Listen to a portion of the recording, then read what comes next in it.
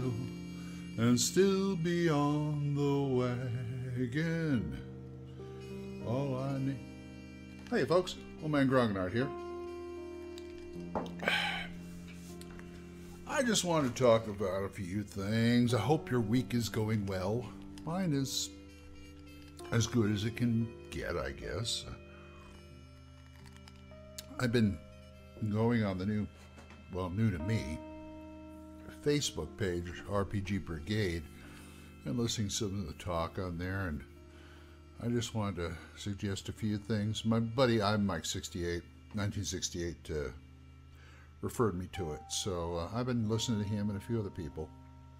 And the questions being a couple of questions being batted around. One of which is, what brings you to RPGs as opposed to model trains, football, whatever? Well, to me, that's a two-pronged answer. One is my love of creativity. It just, I hooked onto it, and it's like, wow, I can really. First of all, you got to understand about me. I'm a storyteller. I like to tell stories. And that really scratches an itch for me. And the second reason is because being a stage actor, an actor, whatever capacity, I'm pretty much small potatoes, but it's great playing a character in a game, but if you're a GM and you get to play the rest of the cast, that's even more fun. That's what brings me to role-playing games. I come for that, and I stay for the people, the games. There's some really creative games and people out there that are really nice. And that's what, kind of brings me to it. The other thing I wanted to talk about is this idea of the Quantum Ogre being bandied about, and how it's not good for, talking about the illusion of choice and blah, blah, blah, blah, blah. Okay, quick catch up for people who don't know what it's about. It's a basic example. The GM gives the player characters two paths to go on, A or B. One of them has an ogre as an encounter. Well, they choose the other path. So should the GM move the ogre over to the other path, or come up with something else? Now, a lot of people have been crying in their beer about, if they're just going to take it over, put it over on the other side, then there's no illusion of free choice. He's making us do the encounter because it's apparently it's the idea of the GM, his pet encounter that they're going to run into, whether or not they are or not. Well, guess what? I don't care. And let me explain that. What I mean is, I myself, as a game master, do not have pet encounters. I'm more concerned with how the overall game is going, because of things I've said in the past, like on my other podcast, on my other videos and podcasts. The idea is for you to have fun at the table. And that means everybody, GM and players. And also, I did a whole video on the buy-in, but I'll get to that in a minute. And so I don't really, like I said, I don't make plots, I make situations. I make frameworks. I may have one or two things, I hope they do, but if they don't, it ain't going to break my heart. Now, this butts right up against my laziness. And as you know, I'm a proponent of the lazy DM. Now, the only thing I'd worry about is, do I have something else for them to run into or do? Now, I don't mind switching an ogre encounter from one path to another. And you know, I don't think they don't have to run. See, I will do it. Okay, let me explain. I will do it if I can. What I mean by that is if I've already gave them foreshadowing about what's on path A, the ogre, and there's nothing on path B, they go on path B, I'm not going to switch it over because I've already tipped my hand somewhat. And that goes with any encounter. If I've already built it up or foreshadowed or something like that, something's going to happen over here. Something's going to happen over there. It ain't going to be switched to over there. Now, I may have an owlbear over there. You know, that's another encounter I come up with. And to me, who likes to fly by the seat of his pants because I'm basically lazy, because I only make so many encounters and so many things to happen, unless I'm running a module or something, I just, you know, I can ad lib off a module too. But that's why I'm kind of like sandboxes so much. It makes me think I'm not saying it makes me work harder, but I only do as much work as I have to and then have backup. As in encounter tables, maybe a few hooks, something. It's funny. I have an argument with my friend, my producer Vince of my podcast, because he said, "How can you ad lib when you've got prep? How can you prep to ad lib? Simple. You have charts, you have hooks, you have names, you have, you know, if you have stuff where you can go boom, boom, boom, boom, boom. There's an encounter. You know, it's easy. It's easy.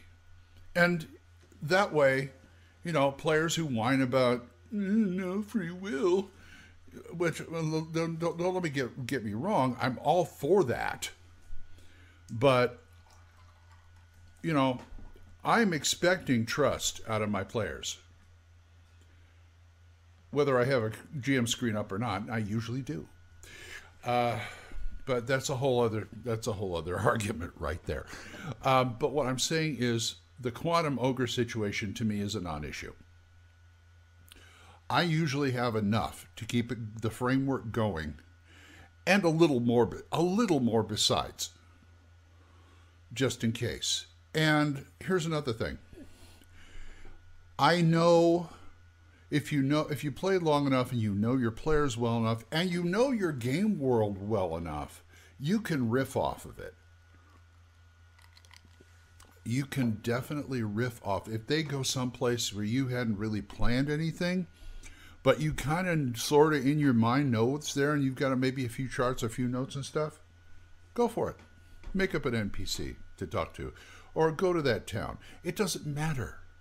If you know it, you can either get them back on track to whatever the adventure is, and I'm not saying you're railroading. I'm just saying it's all part of the buy-in. I mean, but if you're sandboxing like that, let them go. If you got something going on over there, hey, they're going to get involved in it probably. Another video I did on the Rosie Sandbox. Go back and look at that, because that basically you plan out what's going on north, south, east, west, and anything in between, you just sort of kind of go with it. I'm all for going with it because 9 times out of 10, the players come up with better stuff than I thought of. And, well, even if it isn't better, it's more fun. So the Quantum Ogre situation to me is a non-issue. Because I can be able to do that. I understand why people are arguing over it, and understanding and tolerating are two different things, actually. You can understand, you know, I don't want to bring up Hitler. No, everybody brings up Hitler lately.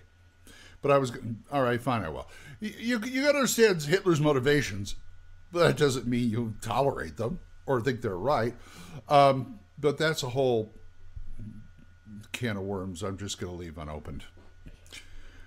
But anyway, that's my thing on the Quantum Ogre, or the illusion of free will, or whatever. And you know what? When it comes right down to it, it's all illusion. It is all illusion. It's suspension of disbelief going on in your head, in the DM's head, in the player's head. And, you know, you roll with it. The game, and another thing about, you know, making stuff up where you didn't plan on it, and don't move the encounter over there. Like I'm saying, if you can make it logical, move the encounter over there. If not, leave it alone. If you've already made your bed, lie in it. That's what I'm saying. And it all goes back to, you can do as much prep as you want, but the game is what happens at the table with you and the players' input. That's the game, not the prep beforehand. So prep as little or as much as you want, and just be aware. Just be aware. That's all I'm saying. And you won't have any trouble with any Quantum Ogres. Mostly. And, yeah, I didn't want to get into about, you know, fudging dice and all that kind of stuff. I can get into that some other time. But I guess you would call this a VR. But I really don't want to do VRs. I'd just rather do my regular stuff and then answer people within this framework, because I've got, what have I got now? I've got 4 series going, and if I add a VR series on there, that's a little too much for me. And besides, when people have been putting out the videos, oh boy, I wouldn't have much time at all. I've been kind of slack on the videos anyway, so, you know, because I've just been overwhelmed by stuff I have to read, stuff I have to do. I've been making promos for the podcast and all that. I'm not, all right, fine. I'm whining and complaining, so we're just going to leave it at that. And if you guys want to talk about Quantum Ogres or anything the hell else you want to talk about, why don't you give me a shout out at oldmangrognard@gmail.com, or if you catch me on Facebook at RPG Brigade or any of the other places I hang out at. But there goes Hammer. oldmangrognard@gmail.com. Okay? So until next time, bye-bye.